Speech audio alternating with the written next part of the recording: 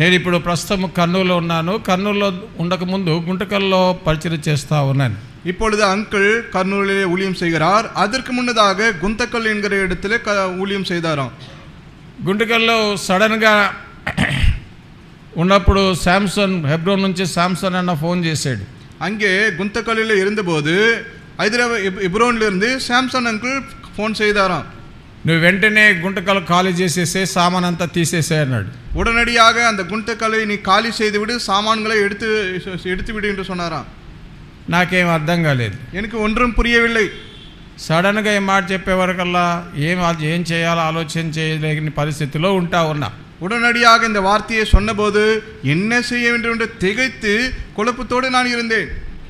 అప్పుడు నేను అడిగినాను శాంసన్ నన్ను, ఎందుకన్నా నువ్వు ఖాళీ చేయమంటున్నావు అని అడిగినాను. அப்பொழுது சாம்சன் அங்கிள் இடத்தில் கேட்டாராம், எதற்கு காலி செய்யும்படி சொல்கிறீர்கள் என்று கேட்டாராம். ఆలూరులో మందిరం ప్రతిష్ఠ జరిగింది. ఆ ప్రతిష్ఠ సమయంలో కొరియన్ బ్రదర్ వచ్చాడు.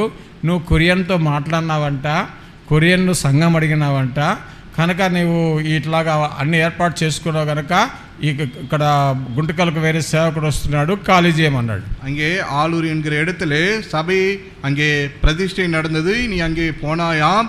அங்கே ஜோசப் குரியன் அங்கிள் இடத்தில் நீ பேசினாயா, எனக்கு ஒரு வேறு சபை வேண்டும் என்று கேட்டாயா, எனக்கு இந்த செய்தி வந்தது. ஆகவே குந்தக்கல்ல வேற ஒரு ஊழியக்காரர் வருகிறார், நீ ఖాళీ செய்து போய்விடு என்று சொன்னாராம். అంతకు ముందే ప్రభు నాతో మాట్లాడినాడు, నువ్వు గుంటకల్ ఖాళీ చేయాల్సి వస్తుంది, కర్నూలుకి వెళ్ళు అన్నాడు. அதற்கு முன்னதாகவே கர்த்தர் என்னோடு பேசினார், இந்த குந்தக்கல்லை நீ ఖాళీ செய்யும்படி வரும், உன்னுடைய சாமான்களை எடுத்துக்கொண்டு கர்నూలు போகு என்று சொல்லி.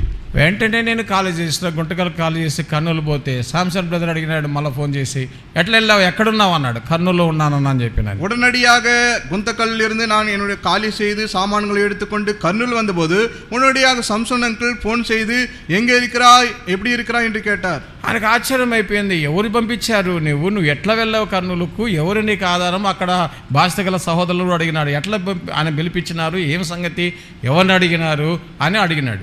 அங்கே நீ எப்படி போனாய், அங்கே ஒரு பொறுப்புள்ள சகோதரர்கள் நீ எப்படி வந்தாய், உனக்கு யார் அனுப்பினார், உனக்கு அங்கே ஆதாரம் யார் என்று எல்லாரும் கேட்டார்களாம். ఇది జరగక ముందుగానే ప్రభు నాకు చెప్పాడు కనుక అక్కడ సహోదరులతో మాట్లాడినాడు, నేను పోయి జాయిన్ అయిపోయినాను.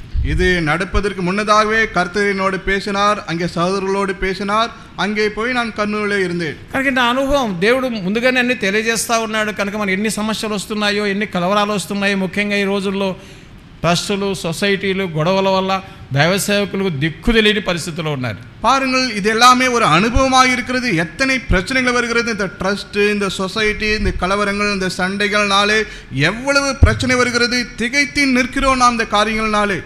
కనుక ఈ దినాల్లో మనకు కావాల్సింది కేవలం ప్రార్థన. இந்த நாட்களிலே நமக்கு வேண்டியதெல்லாம் ஜெபம் மட்டும்தான். మన వ్యక్తిగతంగా ప్రార్థన, நம்முடைய தனிப்பட்ட ஜெபம், కుటుంబంలో ప్రార్థన, குடும்பத்தில் ஜெபம், సంఘములో ప్రార్థన, சபையிலே ஜெபம், దేవుడే నడిపిస్తాడు. கர்த்தரே நம்மை வழி நடத்துவார்.